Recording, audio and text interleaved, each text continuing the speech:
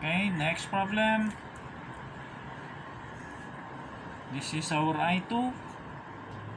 And we have there your I1.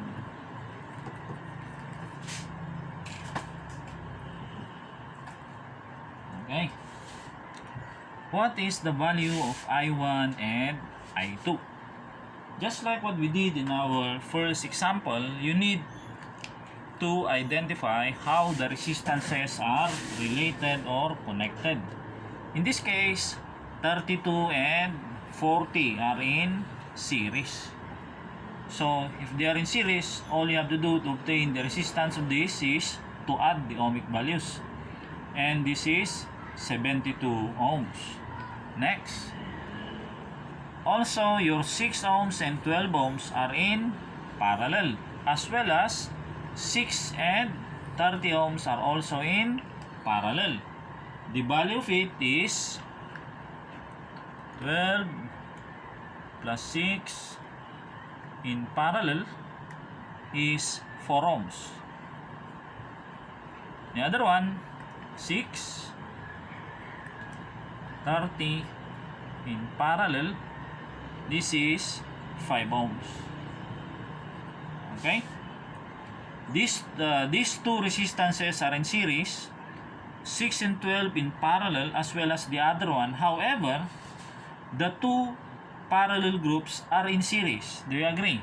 So if they are in series, the total resistance of this is just the sum of 4 and 5 ohms.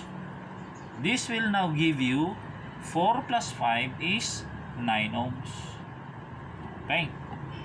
Now, the resistance of these two parallel groups in series is in parallel with 72 ohms, and the entire parallel group is in series with 2 ohms.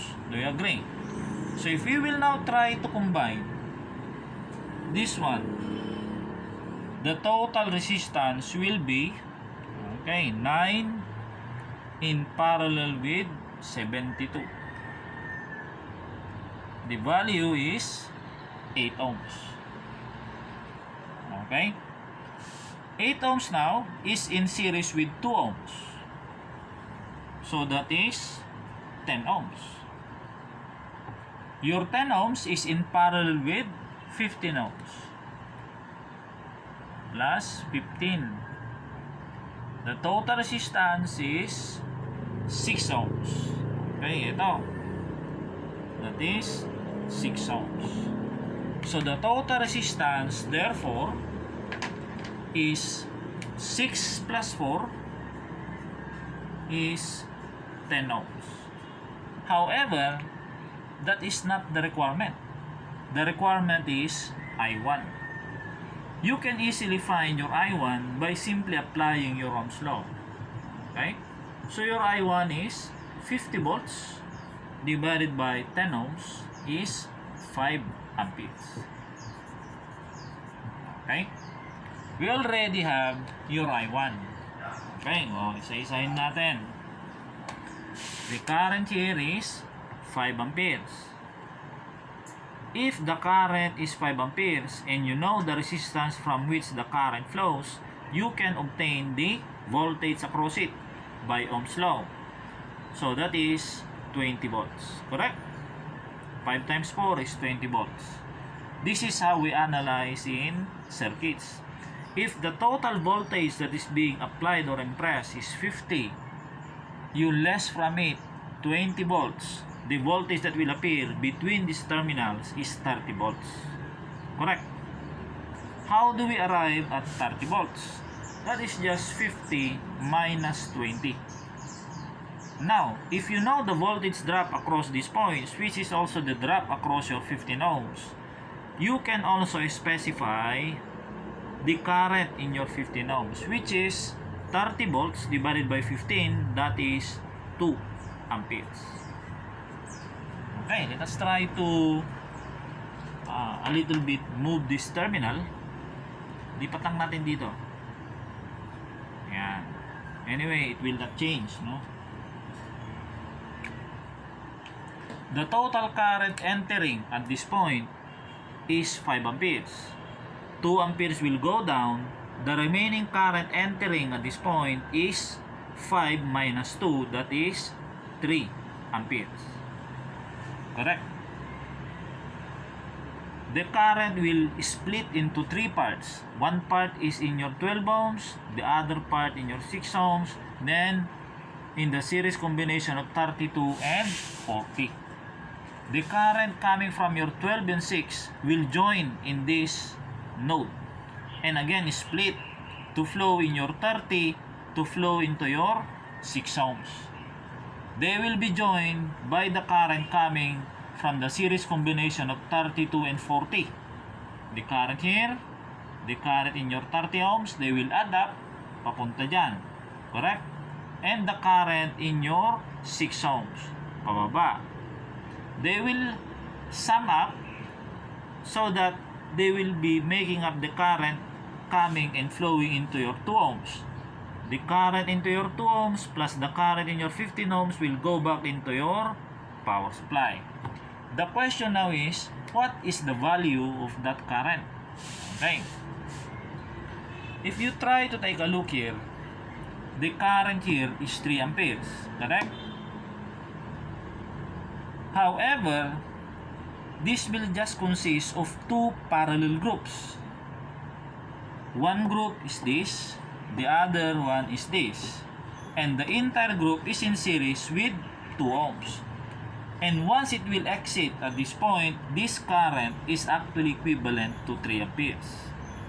However, your I2 and the actual current flow are opposite, indicating that your I2 is negative. I2 is equivalent to negative 3 amperes. Okay?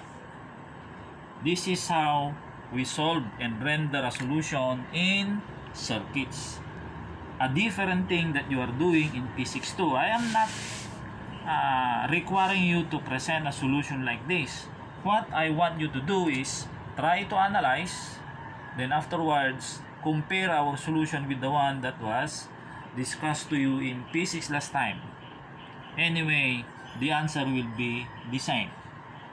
What is only different is the solution, but there is only one answer, especially if it is the correct one. Okay, let's solve one more problem. Okay, this is our next problem.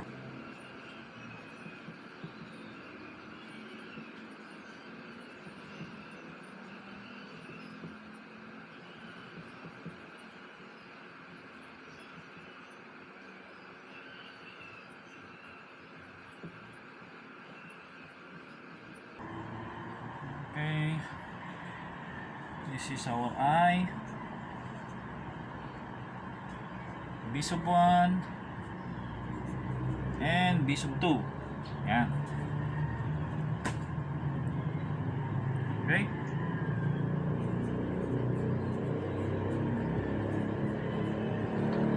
This is a ladderized circuit wherein it is very easy to recognize that 6 and 8 are in series. 6 and 8 in parallel, in series is 14 ohms. 14 ohms is in parallel with 84, in parallel with 24 ohms. The parallel combination now is in series with 12 ohms. And the series combination is in parallel with 20 ohms. Your 2 ohms now is in series with this parallel combination. Okay, next. Let us determine the parallel combination of 24, 84, and 14. The value of that is 8 ohms. Correct? Plus 12 is 20 ohms. Correct? 20 ohms now is in parallel with 20 ohms and the value is 10 ohms. So the total resistance is 10 plus 2, that is 12 volts. Total resistance is 10 plus 2, that is 12 ohms rather. So by ohms law, we can obtain now your I, that is 42 all over 12 is 3.5 amperes. Oh, that is now your answer. How about for B sub 1? Okay, we will just have to divide or use here your voltage divider. So by voltage divider rule, remember that the total resistance of this parallel series combination is 20 ohms. Okay, by voltage divider rule, B sub 1 is 42 times. Okay, that resistance is 10 ohms divided by 10 plus 2. Your B sub 1 therefore is 42 times 10 divided by 12 is 35 volts. Okay. How do we obtain your B sub 2? You just have to apply the analysis that we have a while ago. If B sub 1 is 35 volts, we can obtain here the current. Correct? The current will just be 35 all over 20 by Ohm's law. 7 over 4, that is 1.75 amperes. Total current entering is 3.5. Total current here is 3.5. If 3.5 of current enters at this point, 1.75 flows out, what is the remaining current flowing in the remaining part of the circuit? That will be 3.5 less 1.75.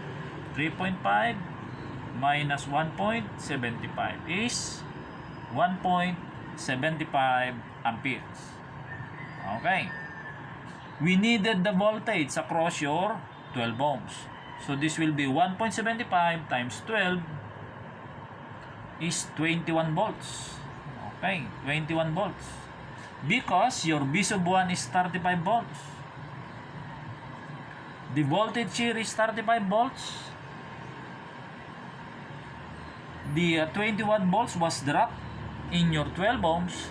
The remaining voltage that will exist across this parallel combination is just 35 minus 21. Minus 21 is 14 volts. Yan. And since 24 and 84 are in parallel, the voltage across your 84 ohms is also 14 volts. It is also true that the voltage across the series combination of 6 and 8 is also 14 volts. So to solve for B sub 2, all you have to do is to apply your voltage divider. So by voltage divider rule, B sub 2 is 14 volts multiplied by 8 all over 8 plus 6. So you can have here your B sub 2. Right? That is 14 times 8 divided by 14 is 8 volts. That is the value of B sub 2. Okay? Questions with our second problem? Any clarification before we will have another one?